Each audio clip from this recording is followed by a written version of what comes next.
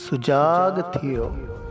दोस्तो, हीअ मेहनत जागी काहिण वारनि जी आहे, जेके हर हाल में काहीन, ज़िंदगीअ जे हर वहिंवार में, गर्मियुनि सर्दियुनि में, ख़ुशियुनि ग़मियुनि में काहीन। लाचार लागर ऐं सुस्त काहिल जो पानारो पवे ई कोन। जेके जाॻिया उन्हनि जा दिल बि जाॻिया ऐं ज़मीर बि जाॻिया।